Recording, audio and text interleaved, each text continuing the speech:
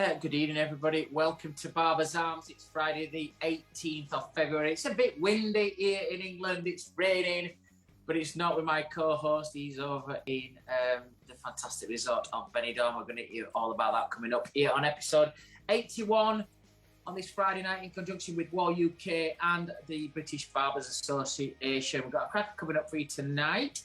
Me and Gaz are going to catch up on what his antics were last night in Benidorm, which I think we might have some video footage to see some dancing and singing. And then we're going to go over to Canada to interview a top guy there from Vancouver, Michael Levine. He's going to be joining us in the house. It's getting very, very international, this Barbers Arms. Last week we had Bird Mina on, which was superb. And then we're going to come back over to England, to Suffolk, and we're going to interview Janene Hawkins Bush from Sir & Co Barbers in Suffolk. So that's a big night here on episode 81 of Barbers Arms, over 9.3 million views so far. Without further ado, hola, buenas noches to my Benidorm little friend, Benidorm Billy, as he's known now, Mr. Gary Machin. Thank you very much, Mr. Simon Short. And it's Buenos Tardes, by the way, not Buenos Noches yet. It's not 9 o'clock yet, baby. Quickly before we start, thank you last week for, as you said, Bird Mina and Alan Beak. We're up to just short of 60,000 views of last week. Another fantastic show. Had some great feedback from the show. Thank you for the guys giving us their time right in the middle of the day with Bird as well. So he was a star giving us his time last week. So what's your week been like, mate? Well, not as good as yours. Busy week. We did some international training on Wednesday. Just the usual. I think things are picking up. The dates have been booked in, but there's still, I think, a bit of nervousness about training. I think it's probably one of the last things people are looking at the minute. But just generally, just the usual busy week. Busy week next week. We're over in Weller Studios Monday night with the fellowship, and then we've got Project Men on Wednesday with the fellowship as well, again on Project Men up at Milton Keynes College. So we're looking forward to that.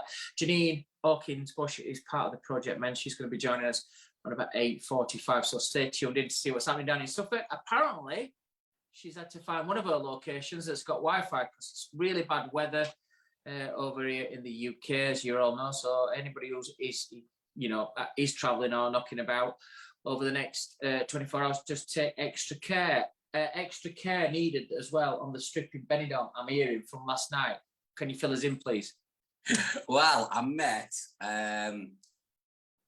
Pablo, who is the number one, is the number one Queen impersonator in Benidorm last night. As I walked through the door, quick story, walked through the door, we heard the music, he sounded fantastic, looked fantastic, the girls are loving him. Walked through the door, he opened the door for me, put a big smacker straight on me as I walked through the door. So that set the trend for the night. So a good night had by all, really. Dancing into the wee small house. Got in about 3:30 this morning. So a bit worse for her, but no work on a Friday. Caught a bit of sun as well today.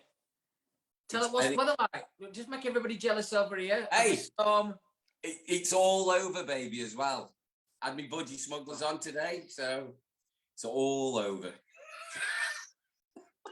Is there anybody there that you know? So I always think, I've only been in Benidorm a few times, but every time you go, you always drop on somebody from Barnsley who I know this. It's like, oh, come on. Is it the same for you guys? Have you seen anybody that's kind of like? Well, we met friends and a bit of family here as well. So we've got the landlady here, we've got the barmaid and youngest daughter. So left Jake and Jess at home. They looking after the house and the shops and, you know, the dog, and generally keeping the ship afloat. So we've come away, but yeah, it's the same all over. We always meet numerous people when we're away. It's the job, I think, as much as anything else. But you always meet somebody. I do like the old town. I mean, I think Benidorm generally gets bad press, and I'm one of them that over the years, you know, my mum and Paul, they always go out to Benidorm 3 or 4 times a year before COVID hit us. But I'm like, what are you going there? And I went a couple of years ago. I went to surprise for a 40th, and I had a great week. Albeit Monday to Friday, Saturday morning when we got on the bus to get back to the airport, I was really ready for home. But it's one of those places, Gary, and you'll be able to tell everybody probably next week as well. Wherever you go on a night out, there's some fantastic tribute acts on and comedians. Jimmy Bright, I saw Jimmy Bright, I think it was in the Talk of the Coast or Coast to Coast, one of them. And he's probably one of the most funniest comedians I've seen since like Peter Kay. He was absolutely unbelievable. And then the other night we went to watch Tom Jones, who just like double the Tom Jones. And then you went to watch a Rod Stewart tribute, and like you said, Queen. And it was just like every night there was something happening. It was fantastic. Oh yeah, you need a holiday when you get back. We always come every May with the lads. There's about 20, 30 of us that come out, and that's a messy do. So, but you know, there's a bit of everything for everybody. There's Levante Beach, and there's the Old Town as well, which is absolutely beautiful. So you know, there is a little bit for everything. Yeah, you know, like you say, gets a little bit of bad press, and it is a bit leery at height of the season. But you know, it's lovely weather. It's beautiful at the moment. It's nice and balmy. You know, it's a great atmosphere. Started filling up. They've had a tough time over COVID as well. So a lot of places have closed. A lot of places have been, you know, I'm looking out my room now over the strip, and you know, there's a lot of hotels and bars that have been Western bars shut. That's been totally remodeled, and you know, places. Got great music in there. There's a place I go into, and I think I might get the name wrong. I might get it right. Where the Hotel Orange is, smack opposite out of one of the entrances. Is about that. Is it Sinatra's? Would it be? Sinatra? Yeah, that's top of the. That's moved. That's just closed. The original Sinatra's just closed, and it's just come closer down onto the strip. So that's always a good night out. So anyway, this week we've got some great beers for you. Did you manage to get your beers in? No, I was away. We said, what beers are we doing this week? I think I got a message around about 10 to 2 on early hours of Wednesday morning, you dick. Wow. So, go on, what are you drinking anyway? Well, I'm sure you're on your normal Desperado, aren't you? No. Oh, right. No. Well. This is Desperado Mojito. Oh, very nice. It's got a nice minty. I think they do about 4 different flavours now. So that you get the normal tequila one that we normally get that kills your brain cells, and this one does kill your brain cells, but it's got a different taste as it's doing it. So yeah, that's what I'm on tonight. What you want? Well, I've got my usual homage to you, so I always start before we go on with those. Tonight we're using a brewery which is a great brewery. It's a northern brewery. It starts off in Leeds, and we're using Northern Monk. We're doing the Northern Monk special tonight. So we've got 4 different beers for you. Whether we get all 4 in, I don't know, because my 4 particular ones. But this particular brewery, they do about 18 brews, started 2014. It's one of those micro brews, but they've really ramped it up now. 2017, they increased capacity. Huge company now. They've got a great team. Let me just see who the founder was. Gary, when you're saying this as well, just for our viewers that's watching as well with the different beers you get, where would you order these off an internet site from them direct, or is there supermarkets, like specialized drink places that would sell them? Well, we try and keep them for your sake as much as anything else, because we struggle to get hold of them. But we try and stick to the main supplies. So Morrison's have a really good selection. All these IPAs now and craft beers from around the world, they're a really big thing now. You can get them direct from the companies as well. As I said, they do a mail order. There's some of these companies now that they'll send you a selection, so it's really, really easy to get hold of. But I love, using and following British brands as well. So we try and get as many of those in as we can. Did you transport them to Benidorm then? You take them over with you? Yeah, I bought them all over in my case. So, and the tried and tested, we've got that as well today. So, but we're going to try the first one anyway, which is, this is Eternal. The guys who founded the company, Russell Bissett and Brian Dixon.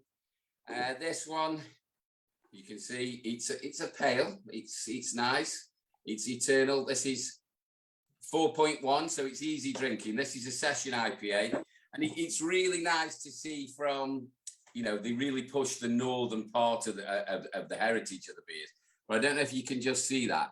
They do a really nice piece on the back they have one of the staff and they do a little profile, a little daft profile. Like it. And they do, tell you what the beer does, what it's about. So it's 4.1. This is a session IPA. So this is one you can stay on all day and have a proper session. And they always have a little tagline on all the beers that we do tonight. And this one's up north, we love a session. That's the actual tagline for this one. So this is a session IPA. So lovely beer, good health, mate, all the very best. One of the things that Benidorm's synonymous for as well is kind of like, I've been to Benidorm sometimes where it's cheaper to get half a lager than it is to get a bottle of water. Is there still plenty of special offers on? Cheap Euros? Huge. I mean, value for money to actually come. I mean, we do the same week every year, and we booked it quite a few months ago. Having a pot chance, just we didn't know what was happening with COVID, but we're trying to stick to normality and doing what we do. So we haven't cancelled any. We're coming back in May for a 50th as well. So, but you go down into the bars area and you can buy a bucket of ale, 6 or 12 bottles, and they've got all sorts of deals on and everything else. But it is quite busy. I mean, we only got here yesterday. This is my first full day. And I was surprised how much was open, really. I was expecting to be a bit quiet, really, but it is half term. I've been watching Benidorm stuff on YouTube, some at landlords, expats that's got businesses out there. I think there's a Corner Cafe, does a post every other day. And they have struggled a little bit. So I'm glad it's getting back on its feet. So tonight, are you in your hotel room tonight? Yeah, I was going to do it from the bar downstairs, but you know what, like the background noise is like, and you can't control it. So I thought I better do it. So I'm sitting at the desk in the room with the lights pinned to the TV, and got my balcony door open. They've all gone down for dinner. I had an earlier dinner, so I had a couple of glasses of wine. You'll be going out afterwards, surely, tonight? Oh yeah, I'll be straight down the strip at 10:30. As soon as we finished here, it'll be straight down, and I'll have. Well, you're an hour in front, so 9:30. Yeah. No, you do right, mate. You do right. I don't blame you, guys. We've got a cracker coming up tonight. We're gonna go again across the water, and we're gonna go to Vancouver in Canada. I know we've had a few guests over the past 80 odd episodes from Canada as well. So that's going to be coming up. We've got some great guests as well. We've got Janene Bush coming on afterwards as well. We've got some great guests coming up as well, guys, Barbers Arms over the next few months. But on the social side, don't forget, if you want to look at our social sides, Gaz is the British Barber, Simon Shaw Wahl, and Barbers_Arms. Them's our Instagram accounts. The website to look at our past episodes, all 80 of them, and the podcast as well. It's the barbersarms.co.uk. And if you want to email us, it is barbersarms@thebritishbarber.com. Those are our social medias. I think we're not 2 minutes away from our first guest coming in from Canada. Do you know much about this guy, Gary? Yeah, Michael Levine. He's a nice fellow. We have had. We'll talk about this later, but we have had an association with him with the BBA, so he's known to us. He's from British Columbia. He's got a salon. He's got a training academy, and he's also, as you rightly said earlier on, in your intro, he's an international platform artist for Pulp Riot as well. So he should have some stories to tell, and I'm sure he'll keep us entertained as well. So he's a nice fella as well. So that makes it all the easier to do the interview, doesn't it? Yeah, well, good. Listen, time's pressing. I know that if I was where you are and everybody were out having dinner and getting ready to go on that fantastic trip in Benidorm, getting ready to go to Sinatra's, the West End, the Coast to Coast, Sticky Vicky, we would all be wanting to get out there as quick as possible. So without further ado, let's head over to Canada and let's have our first guest here making his debut on Barbers Arms. From Vancouver. He is the director of Space Salon and the Vancouver Hair Academy. Without further ado, please welcome Michael Levine. Michael. Hello. Okay, there I can hear you. Hey. How are you? Yeah, we're very well. Are you settled? Can you sit while we're talking? I can do anything. I can do it all. Excellent. And masks are still a requirement in Canada while you're working, is that right? Absolutely. Masks are a requirement anywhere indoors as long if you're not eating or drinking in British Columbia. Okay. All right. And while we're doing this interview, do you need to keep your mask on, or will you be able to take that off? I'll have to step out, but that is okay because I will. I'll take you for a tour. Slow down. While you're walking, can we have a look at your salon? Because that looks amazing. Let's do it. Just as a quick flick the camera. Let's have a quick look at the salon while we're there. That looks fantastic. Wow. Okay, so we've got our own retail line. We've been doing that for about 15 years.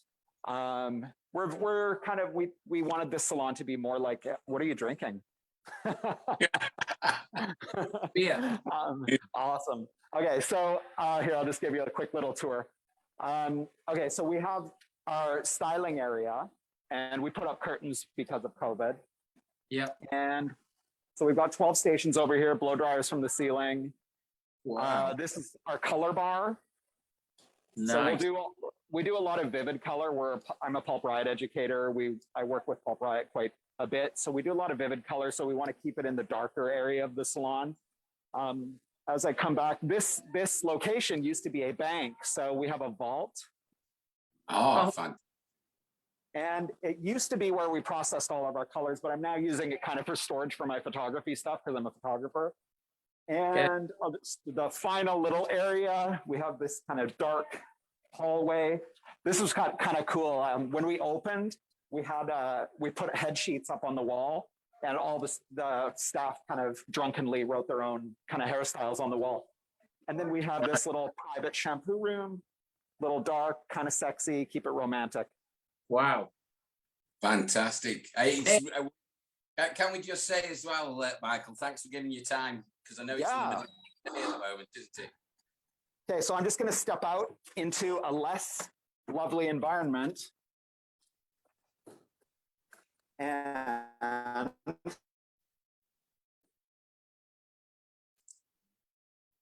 Michael, can you hear us? Michael. He might come back to us in a sec. Can you hear me all right? Yeah. You're back. Okay, good. Sorry, it's just because my Wi-Fi was getting kind of funky. Okay. There we go. That's the man, the man behind the mask. That is me. That's it. Okay. Well, as I said earlier, we're very, very honoured to have you on the show, and thank you for giving your time halfway through the day. As usual, I know the timing's not great for you, and we're sitting here drinking beer while you're supposed to be working, so we'll apologise for that. No worries. I'm sorry for the weird angle. Just give me 1 second to get my mask detangled from my microphone here. Nothing like live TV.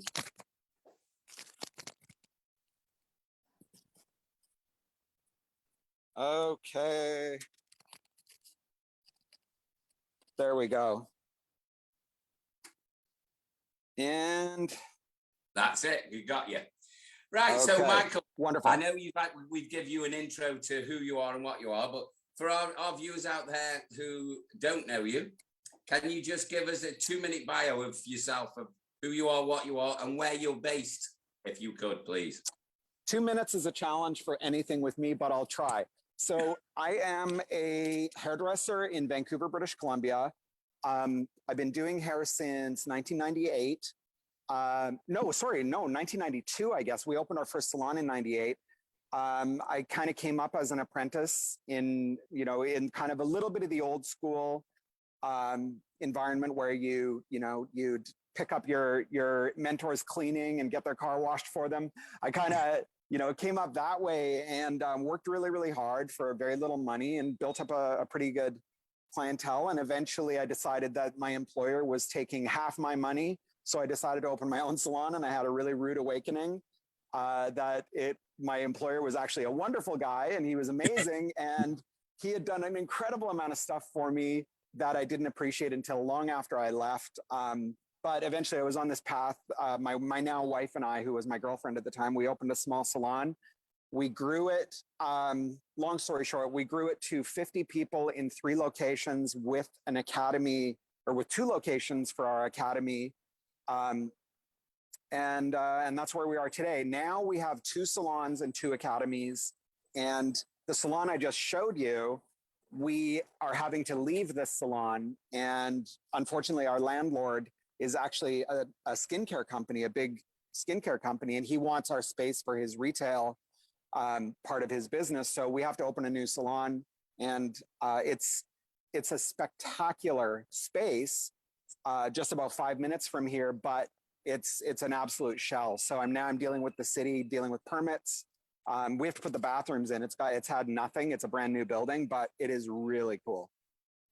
Oh, fantastic. So, I mean, you've got a lot, just needless to say, you've got a lot on your plate at the moment then. I never don't have a lot on my plate. Like it's one of these things, as you guys know, when you're entrepreneurial, I mean, you're never not doing something, and that's the life. I mean, that's the life we've chosen, and I like it. I wouldn't want it any other way. And you know, it's afforded me a lot of flexibility and a lot of fun, but this is my social life. I don't have friends. I don't have anything to do other than, you know, I go home at the end of the day and see my kids and my wife, but my entire social world revolves around the hair salon. And whether it's teaching or mentoring my staff or dealing with drama for 25 years now, that's all I know.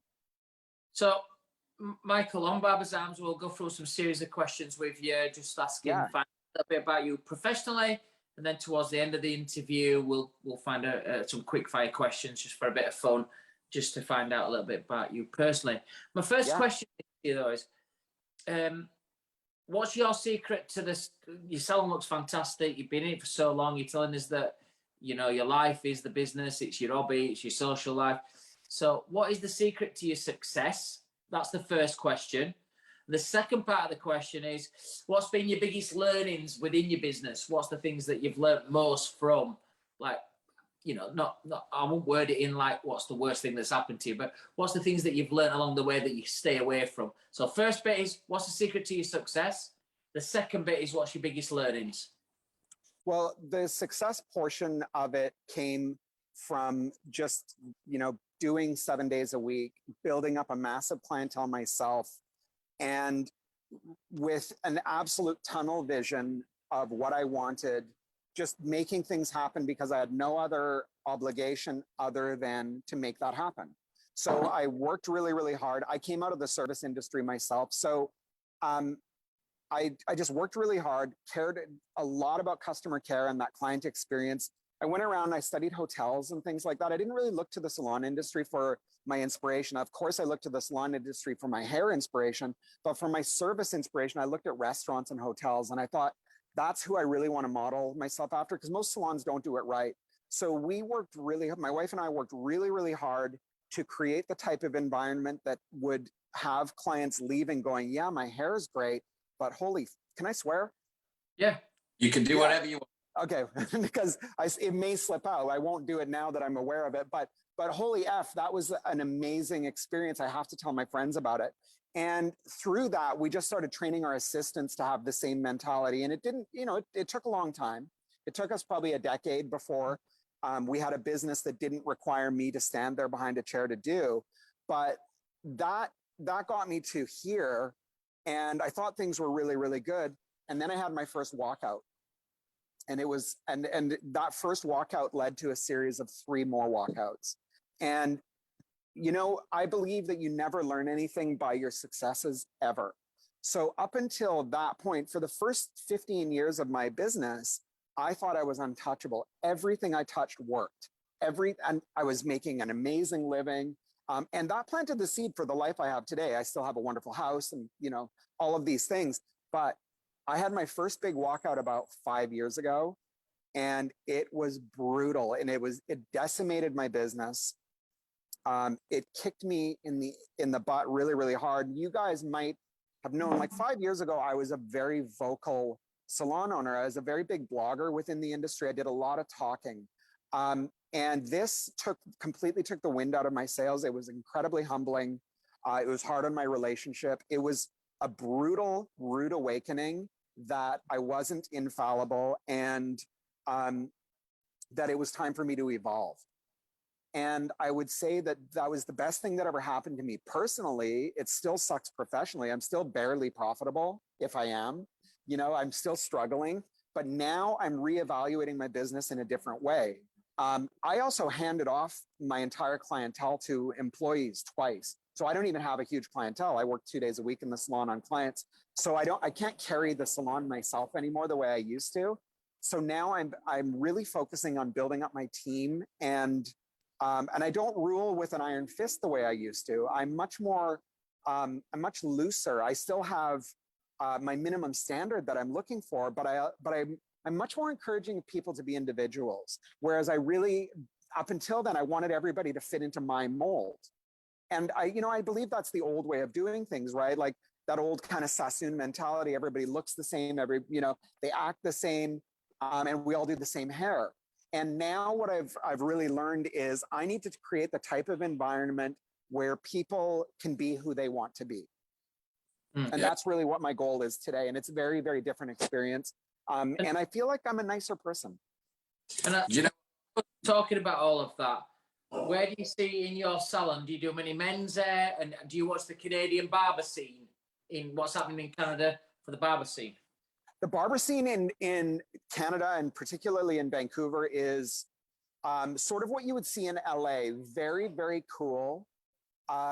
There's a little bit of a snob kind of factor in the barbers. The barbers are snobbier than the hairdressers, which, it's kind of cool. Like, I mean, people have asked me, it's like, they've said to me, like, would you ever focus on barbering? I'm like, I don't think I'm cool enough to focus on barbering. Like that's like a special kind of person. I love what modern barbering has become.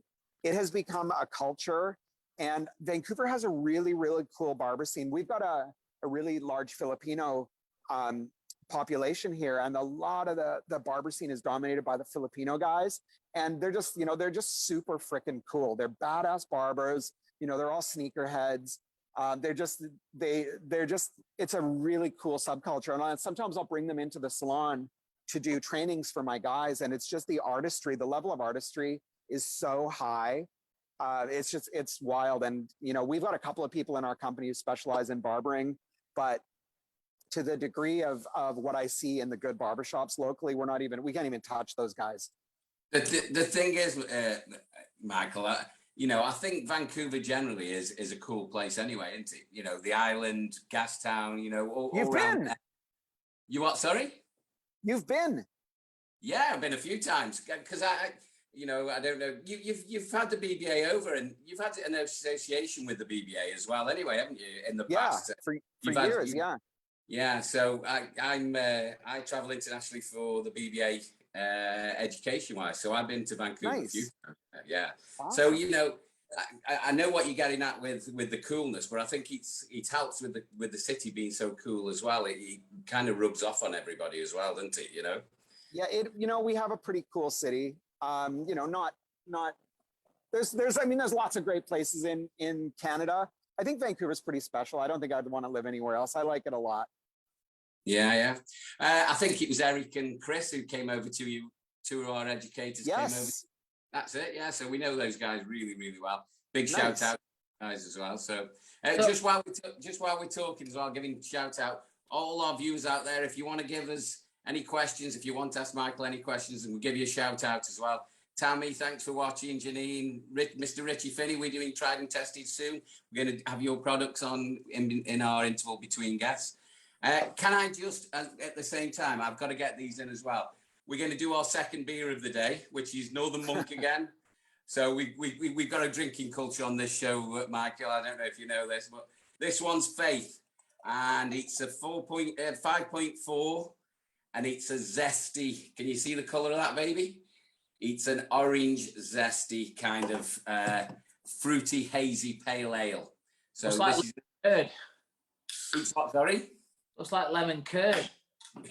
But it's you can't see through it. It's a hazy pale ale. It's absolutely lovely, and the light and really refreshing, light and citrusy as well. So good health. I wish you could taste this with me, mate, as well. I'm sure when we get back over to Vancouver, I'll call in and we'll have a pint together anyway. I have been dry for a year. Wow. A year. Do you know what, Michael? If I hear that anymore on this show, it seems that we've got every hairdresser and barber that we have on the show at the moment is having a bit of a sabbatical off the beer. Yeah. You know what? I literally, I was drinking so much over COVID and whatever. I mean, I love drinking, but I was drinking so much, and it was getting to the point that I'd get up in the morning and that would be my first thought is like, I wonder when is a reasonable time for me to crack my first beer.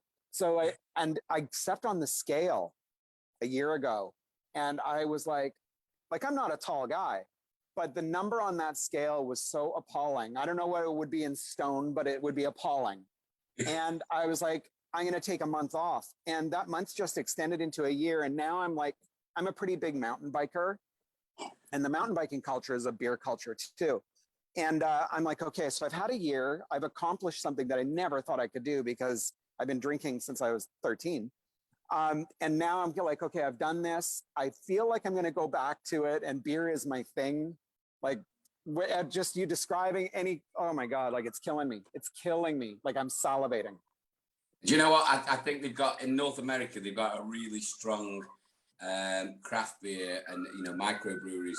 And we've really embraced that in the UK. The beer now is absolutely fantastic. And, this is a northern company, comes from where Simon comes from. They're based in Leeds and Manchester. They've got 2 locations. But they're producing such great beers now, the quality of which it's not just the big brewers anymore, Exactly. So it's fantastic. Getting back to the job in hand, I know we don't like to dwell on COVID and everything that's happened, but how's your actual business doing at the moment? So your business at the moment, I know you touched on you had a big shock 5 years ago, but generally speaking, what's the condition of the business at the moment? How's your business doing? For us, I mean, obviously we'd always like to be busier. I own schools, and we still have a staff shortage, and that's a challenging thing. And the reason I opened the schools was so that I could draw my favorite students out of the schools into our salon company. Enrollment is down in the schools. I think the government had given us a little too much money in Canada. And I think it allowed people to just kind of chill way too much and not do much. The salons are slower. The school enrollment's a little bit slower. We're actually now, because of this, we're really looking forward to our move because we feel like it'll be a catalyst for change and excitement, because right now we're kind of like, we're a little bit in the blues right now where we're just kind of like, my busy people are busy.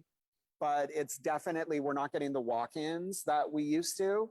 And it's become a little bit exhausting. Like for me, my whole business has been built on taking people without a clientele and building them and creating giants in the Vancouver hair scene. I've been doing that for 20 years. And for the first time, I've not really been able to do that. I've not been able to promise somebody, it's like, do what I say, and within a year, you're going to be a booked stylist. Whereas that's the way it has always been. So Michael, quick question there, which would be good for our viewers as well, is what do you most look for when you're interviewing somebody? What's the main thing?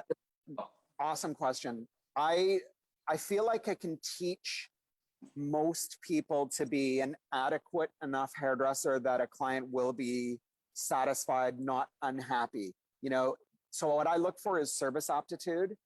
I look for people who have a little spark. I look for people with a personality. Because we're in the people business. A client sits in your chair expecting good hair, right? So there's a lot of people in our industry who think just by doing good hair, that's going to get them over. And that's the minimum expectation. There's like, all you've done is met the bare minimum requirement. And I'm trying to create raving fans. I'm trying to create people who leave the salon going, wow. So that is a harder skill to teach. That has to come from a want and a willingness and a innate kind of desire to serve people, and not in a subservient way, but in a knowing that if I take really good care of you, I'm going to have the life that I want.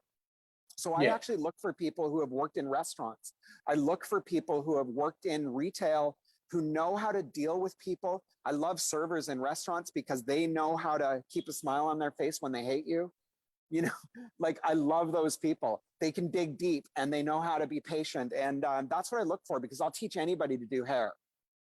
Do you know what? There, Gary, you'll probably be the same as well. I think for me, and I learned this a lot when I go to America, is that one thing that lacks here in the UK, even now today, I can't get my head around it.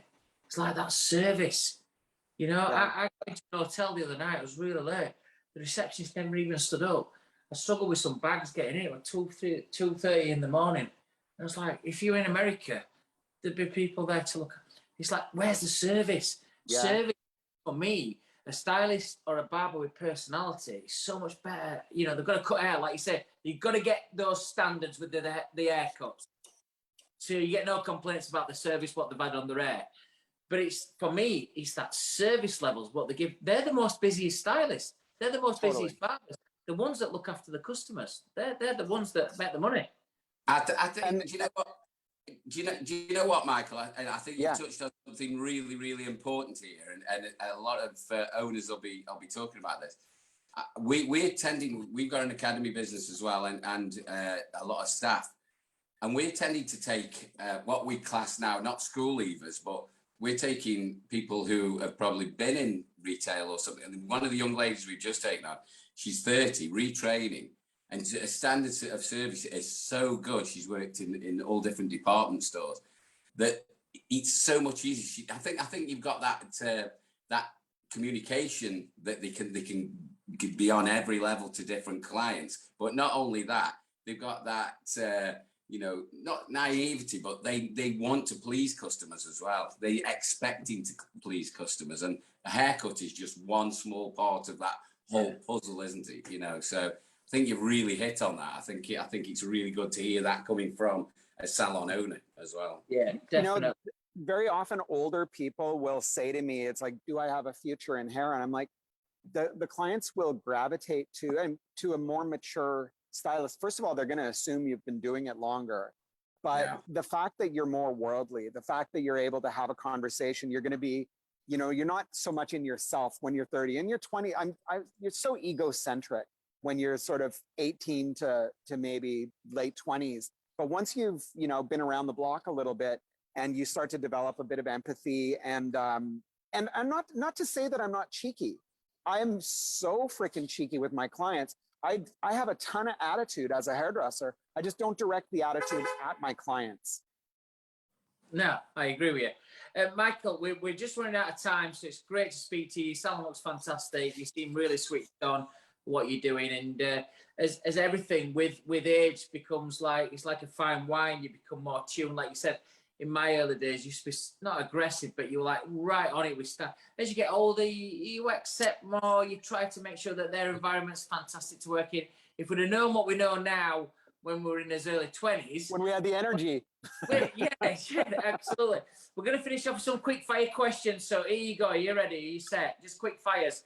Tea or coffee? Coffee. Would you like a night in or a night out? Night in every time. Do you like cats or dogs? Dogs. Chinese or Indian food? Oh, Indian. And would you like dressing up or dressing down? Dressing up.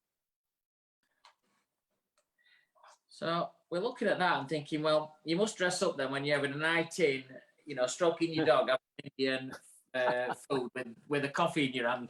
Now you're teetotal. Michael, exactly. Been great to interview you, mate. Loads of energy. Your salon looks amazing. And keep up the great work. And I wish you all the best for the future, mate. Well done. Thank you so much. Appreciate it. You guys too. Thanks very much, Michael. And hopefully we'll be over soon and we'll call in and see you. Right on. Wonderful. Have a great night. See you later, buddy. Oh, what energy. Wow. Oh, that guy can talk, can't he? Amazing energy. You know, I just think typifies, you know, everything in America and Canada.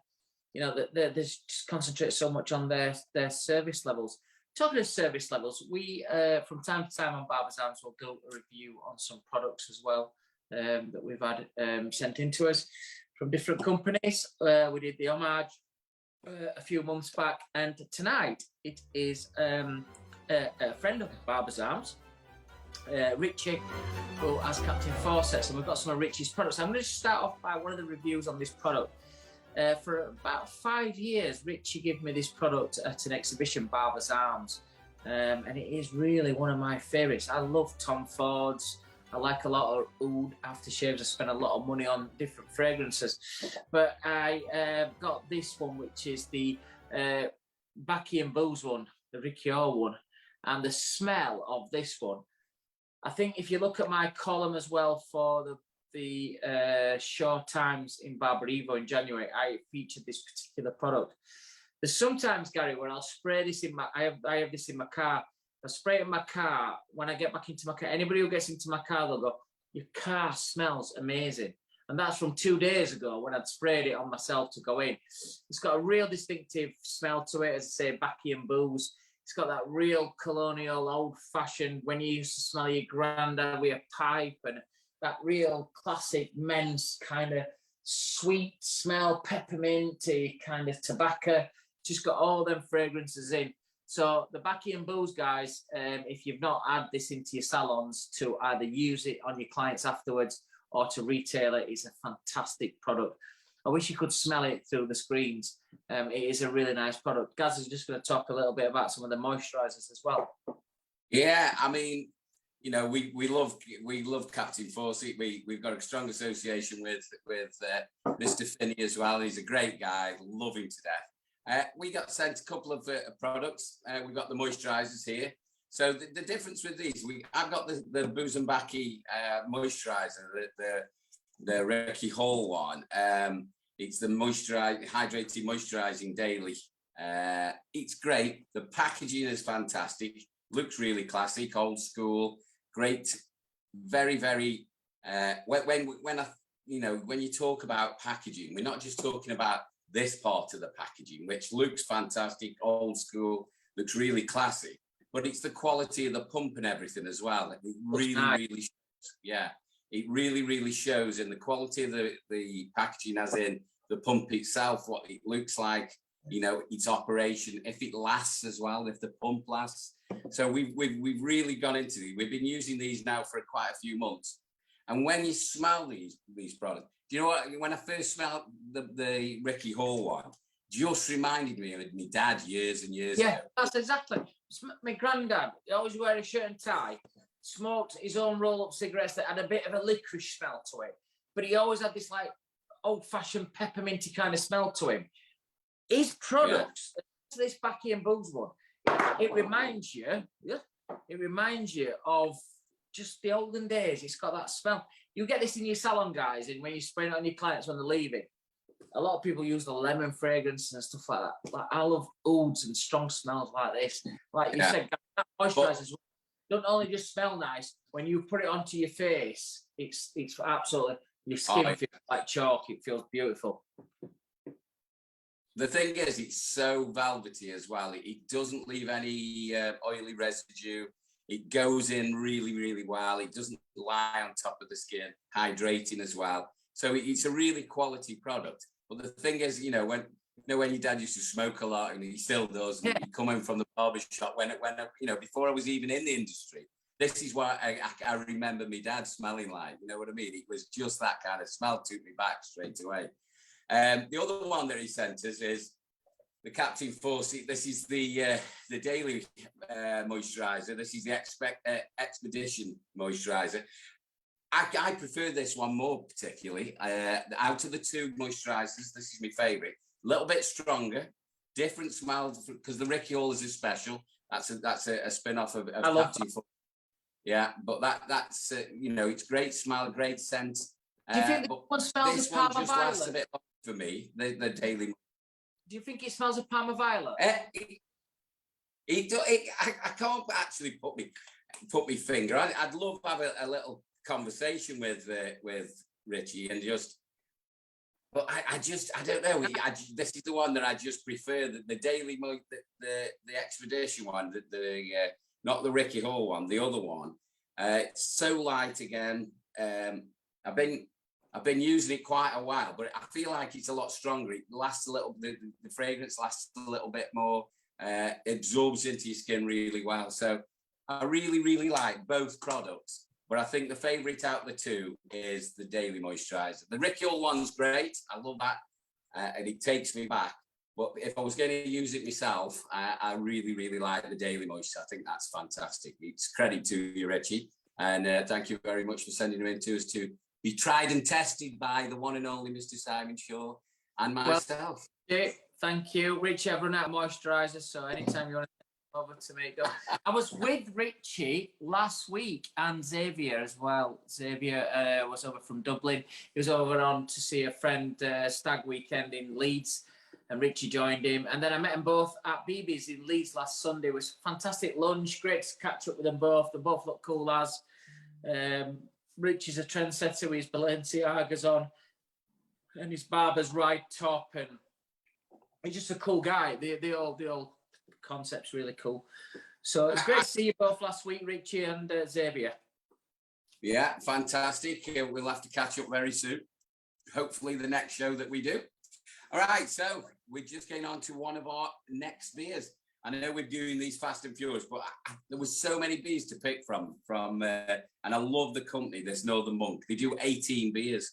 So I just had to keep picking them, and I knew I was going to overdose you on IPAs and on these tonight, but you didn't manage it. But anyway, this is the Rapsilian, this one. This is the next one in the line.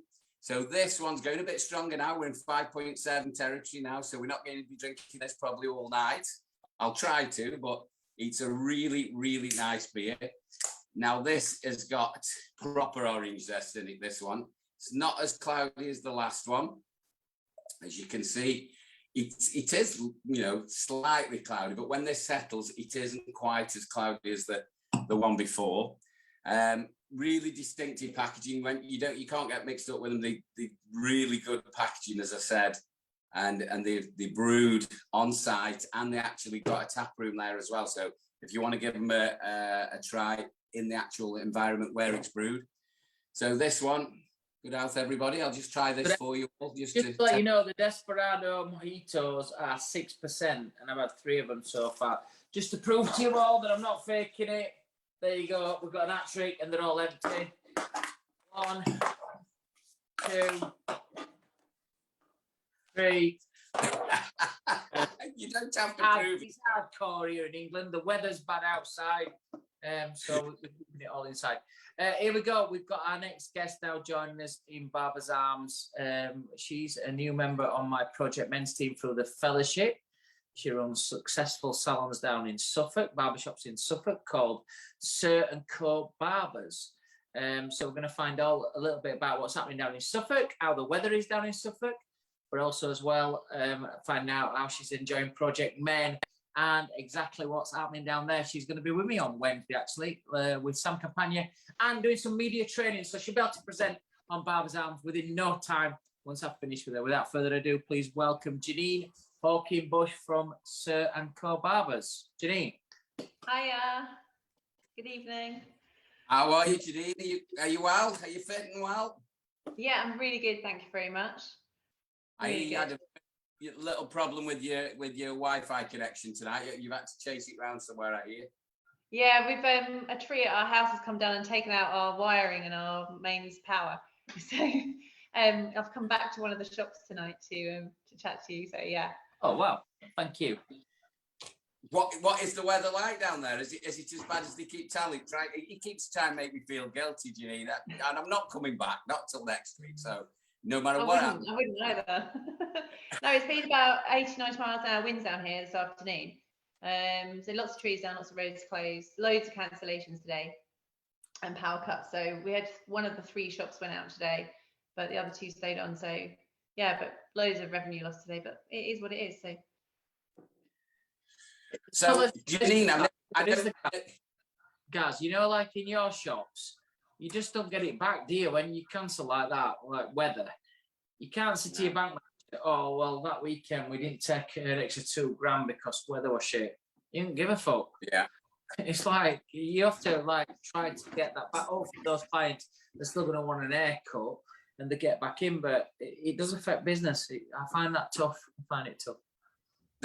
I think with our business as well, it isn't just losing that business, it's lost forever, isn't it? You know, those days of lost takings, next week they're not going to have it cut twice, are they? You know, if you've lost that hair, it doesn't work like that. It isn't. We aren't selling a product like that. It's a service, and if they go an extra week, an extra 2 weeks every haircut, you're losing 2 haircuts a year or whatever. It's lost. Janine, I know Simon knows you very well, and it's going to be, you're going to be coming up to Stoke at some point or other for some shade training as well at the end of March. But for everybody who's out there, can you just give us a quick overview of who you are, and what your business is, please? Yeah, sure. So my name's Janene Hawkins Bush, and I've got 3 shops in the Suffolk coast region. So one in Woodbridge, one in Albury, and one in Saxmundham. But I originally started when I was 13 in a salon. I'm 50 this year. I had 2 salons in Essex. First one opened when I was 19, second one when I was 21, and had them for about 10 years. Then I moved to France and had a salon there in just east of Limoges, and ran that for about 6 years, and then decided to come back to the UK in 2010, and then lived in Suffolk since then, but trained for educators when I came back. So, and then opened the 3 salons in the last 6 years. Oh, very good. Where did the name Sir and Co Barbers come from? What was the idea behind that name?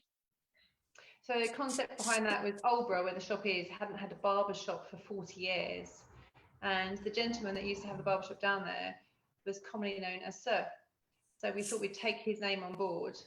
And obviously the area and the region has very high-end clientele, and house values are really high. So we thought Sir was a perfect name for the shop and the company. So hence the name. Fantastic. It is a barber shop, obviously. You're predominant. How many staff have you got down there then with you working for you at the moment? We've got 4 in the barber shop in Albury. We've only got 4 chairs, so it's quite a limited space at the moment.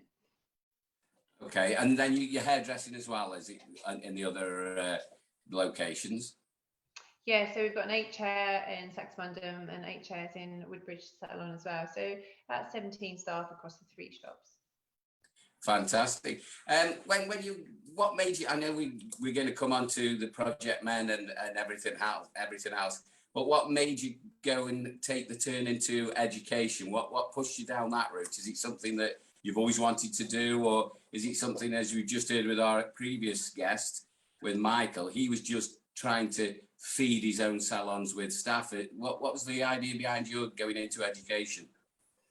I think for me, I did my D32, 33 back in 1994 and taught in an academy then. And I just love giving back to the younger generation. And part of what I did then and still do now is to give something to the younger generation, giving back, to create futures for others. And I think it's really important that we bring on that younger generation. And that's what I believe in. We need to put Janine, though, Gary, in your Benidorm mood. She's never like this. She's always a bit upbeat when I've seen her on Project Men and when I've seen her at Fellowship Luncheon. I think the weather's affected her. So come on, Janine, we need to smile. We need to get into Gary's Benidorm mood. Have a laugh at his tash, his red face. Tan. When I go away, you see, Gary, and you'll know this when we go to Dubai, I get really brown on first day. So the first night we go out, I look like I've been there for a month. Where you look like Benidorm Billy. Bright red. Woo! Come on, motherfucker. Hey. two days, I'll be as brown as a brick. Oh, I'm sure you will. And you look like George Clooney. So I haven't had enough to drink yet, you see, because I had to drive here. Anyway, what are you drinking?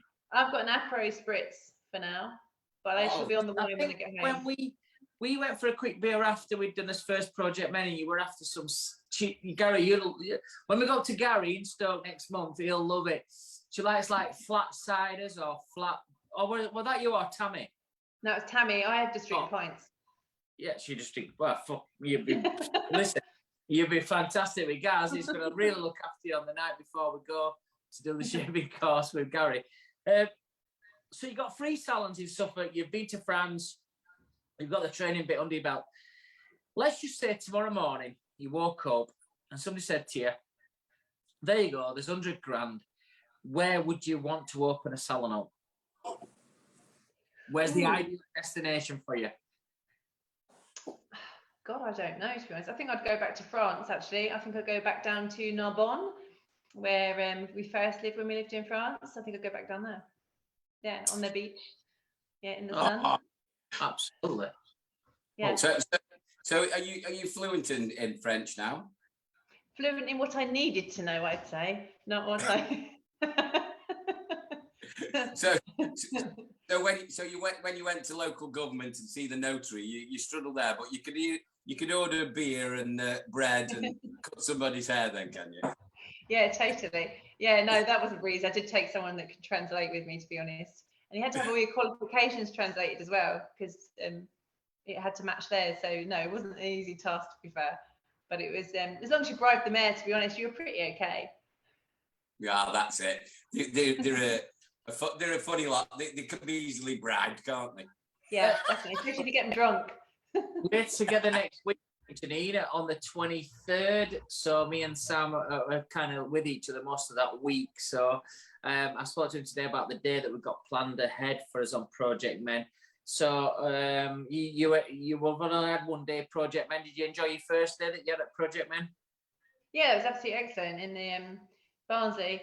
But no, it was great. Meeting all the team was fantastic, and watching you actually cut hair rather than comp hair was even better. So yeah, that was great. And Reese was good too. So no, really enjoyable day. Really. Do you know what? I think Ian said it as well, Gary. Everybody sees me just comparing shows, doing the front of wall bit, but not many people see me cut hair.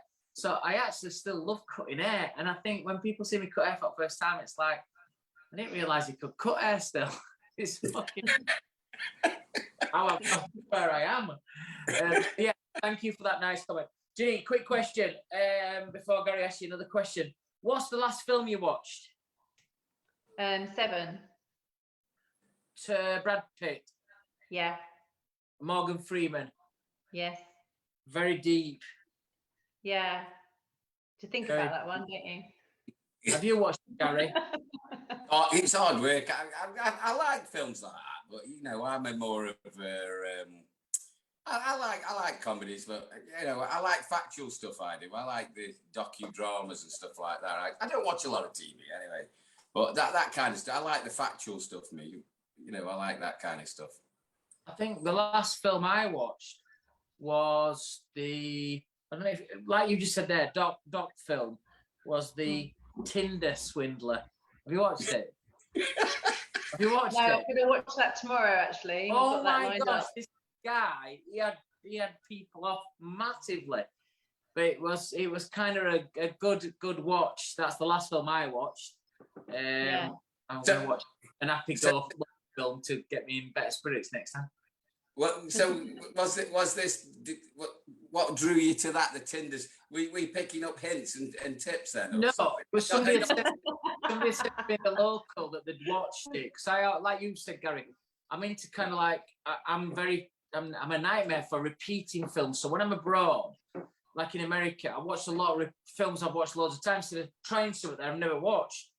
And so somebody had said, "Oh, it's really intriguing." I watched it. And I just couldn't stop watching it. Like this guy, he just proper scam people for millions. It was his full-time job. Was taking off one person to another, private jets, bodyguards, and it were all false. And it was just like, how did he get away with it? How did he do it for so long? Clever, though. So clever. If he'd have put his energy into a business, which he's doing now, he's doing business talks, you know, he's probably going to do well, but I just don't want him to do well because I think he just scammed so many people and they're still struggling in life trying to pay those debts. Anyway, that's my life. Do you know what? That's very. It sounds quite familiar. Did you ever watch a film called Catch Me If You Can? Yeah. That was a true story as well, wasn't it? That was a guy who was swindling the banks, though, wasn't it? But 20 times worse. This guy was 20, 30 times worse because he was doing individuals. And he was doing big time. And it's not so long ago. And so, like you said, you like watching the docu films. It was kind of like that. Not like Seven, which is like the 7 cardinal sins. Do you know what I find with Seven as well is it's quite a dark film. I don't mean in terms of mood, but the actual scenes are all dark and everything's dark. Yeah. If you ever watch that on your own in an hotel or if you're in your house and your lights are off, it's fucking scary. Hey, the like that around mine tonight. I'm not. You see, I'm not into stuff like that. And the last horror film I ever watched was The Omen. Can you remember that? The original. No, I couldn't watch horror. It's just the music. It scares me even now. I'm 53 soon, and I can't even watch that on my own. But now even the music scares me. So I'm not. I don't like scary. I don't need. No, don't do scary. Don't do made jump. Hopefully made jump. Hate that. Yeah. Janine, what was the last book you read? Sophie Kinsella, My Life, and I'm also reading at the moment Get Rich Lucky Bitch, if I'm honest. So Get Rich Lucky Bitch. Yeah. Who's that by? Duffield, can't remember her first name. But yeah, reading that at the moment. About removing mental blocks from your head to I'll tell you a book to read because of what you do with your salons and how you are. Read a book called Relentless. Okay. It's fucking amazing. You'll love it. I'll have a look at that. Every time you read a page, you can't put it down.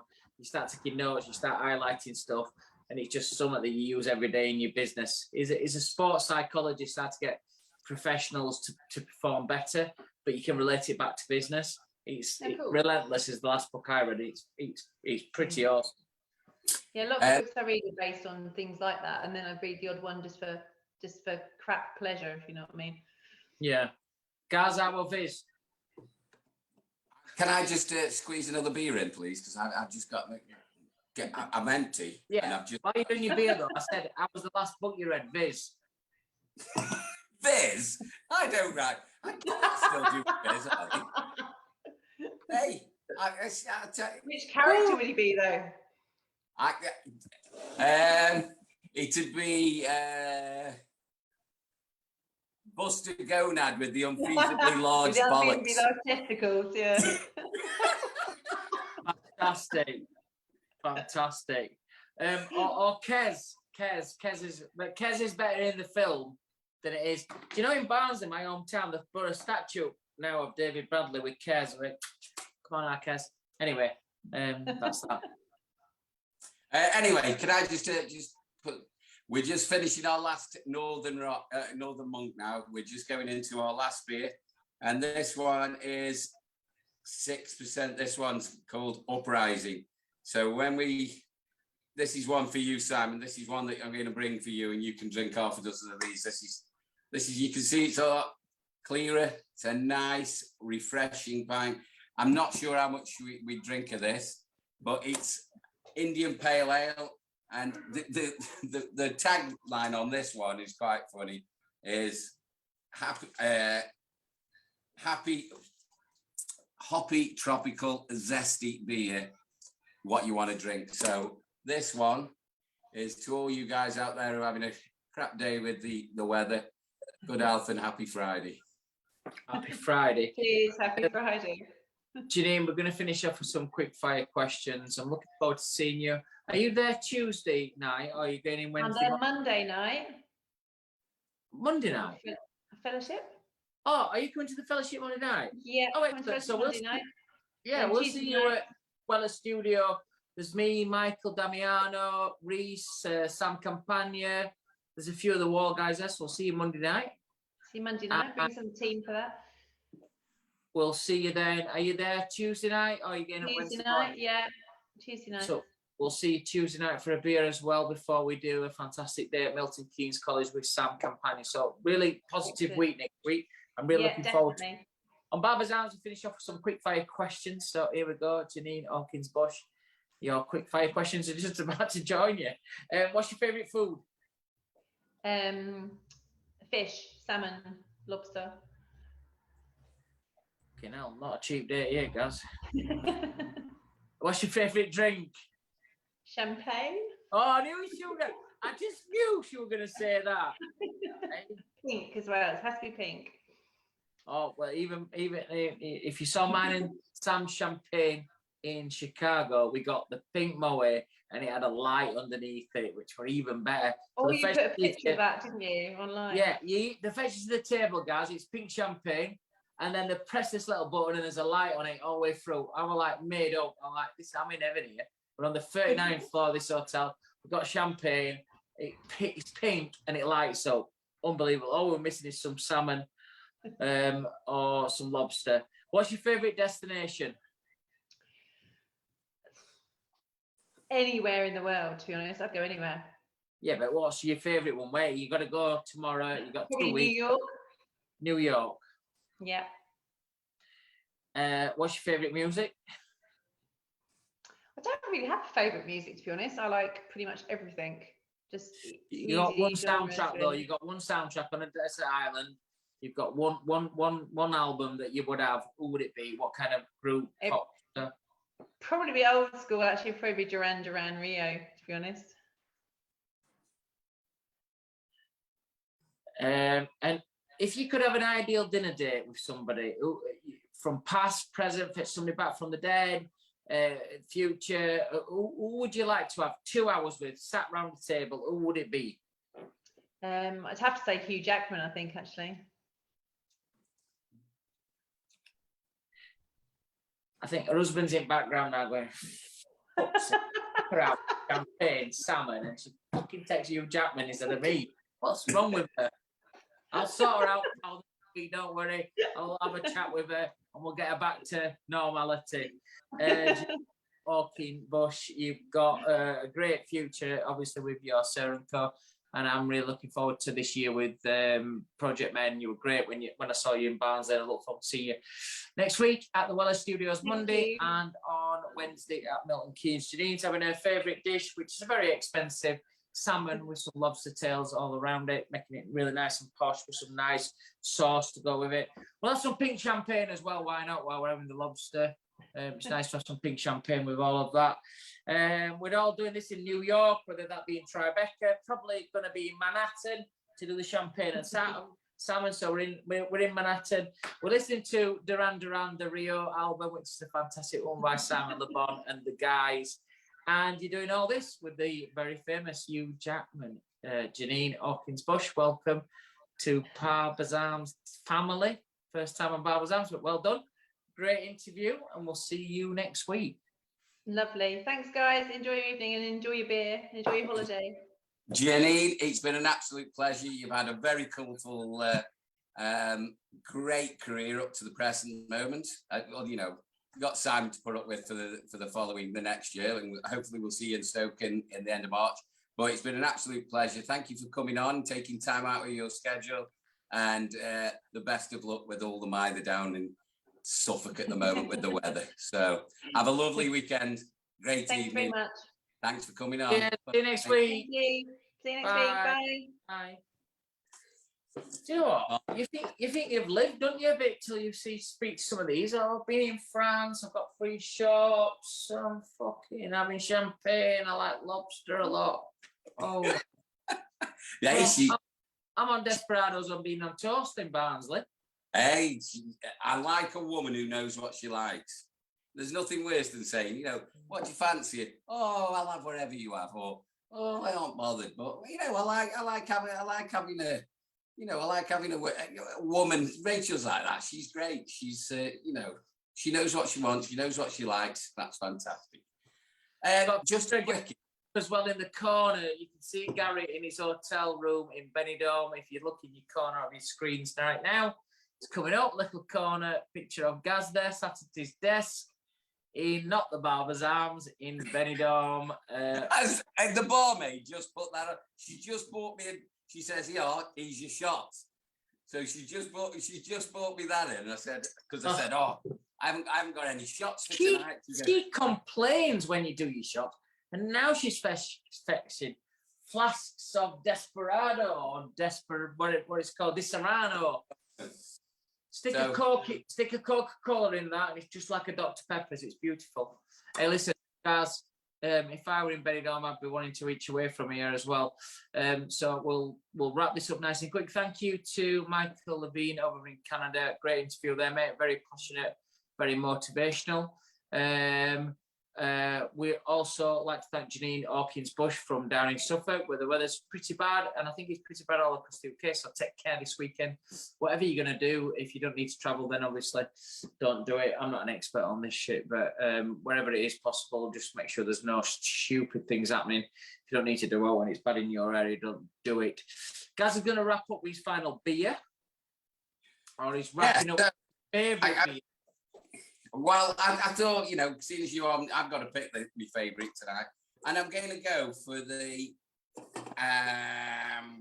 I'm going to go with Faith, actually, which is that the jungle juice? Yeah, it's quite nice. It's 5.4. It's fruity and zesty. It's nice. I quite like it. I think the others are all good. I could drink all of them all night. You know, other than probably the 6%, and have to start waning off and getting a bit. But for people, you just got to get out there and try these. You've got 18 to choose from, but they are local English. They're a northern company as well, and they're great quality. And they've got a great story behind themselves as well. So get on them, have a quick look at those. And I think I'm going to go for Faith. I think Faith is going to be my go-to beer for the next couple of weeks when I get back. So it's one of those. And how long are you there for? We get back, I think it's late Friday. We've got 9 days, 8 nights, 9 days, I think, something like that. So I'll be ready for him by the time we get back. But we spend it with family and friends, aren't we? So it's nice time. It's lovely. Home though. Oh yeah. Well, you don't have to drink all day every day, Simon. I've told you this before. You don't have to, but you will. Yeah. Did you see Kell Brook in one of his final workouts? He got his t-shirt. Big fight this weekend, guys. Kell Brook, American, be massive that tomorrow night. But Kell wrung his t-shirt out into a glass, and his trainer drank it. And I was thinking something with Barbers Arms that we could do something similar in the next couple of months. Not t-shirt and whatever you do, and put in a glass, I am not drinking it. I'm telling you that now. The man's bottleless. He's done it. Guys, have a fantastic weekend. We'll see you all. I think it's next Wednesday. Is it next Wednesday or next Friday? I'm not sure when his next show is, but you'll have a look on the BBA Facebook site, click into events. You'll be able to see when the next event is there. Me and Gaz will share that as well on our Instas and our Facebook. Simon Shaw Wahl. Gaz is the British Barber _Arms on our Instagram. You'll see when the next show's up and coming as well. Thanks to everybody who's been on tonight. Michael Levine, Janene Hawkins Bush, Bermina last week, and Alan B. Thank you for everybody. Over 60,000 views, and we're hoping that this week again is another bumper, taking our views up to 9.5 million, hopefully in the next couple of weeks. So we'll see you all in the next couple of weeks. Keep watching, and thank you to everybody who's joined us in tonight, all our favourites and all our followers who watch us every week. I'll hand you over to Benidorm Billy, and I'll see you all next time. Benidorm Billy. Mr. Simon Shaw, it's always a pleasure, sir. Thank you very much for giving us that final send-off. Just a couple of quick things before we go. I think it's the 3rd of March, our next Wednesday escapade is on the Barbers Arms. All you out there who are BBA subscribers, Barbers Digest is out. We've got some great interviews, so keep an eye out for that. That'll be hitting your inbox very soon. I think it's towards the end or beginning or end of next week. It should be hitting your mail. So please have a look, have a quick read, and any feedback that you get, please let us know what you think. It's just left to me to say adios, really, mi amigos. But one more for the road. I think we just have a little Disaronno just to get me in the mood for. We change my shirt, get my dancing shoes on, and get straight out there. Barmaid's waiting in the bar for me after she just kindly dropped this off. So, salute. Adios, amigos. Till next time. See you in the arms. Adios. Adios.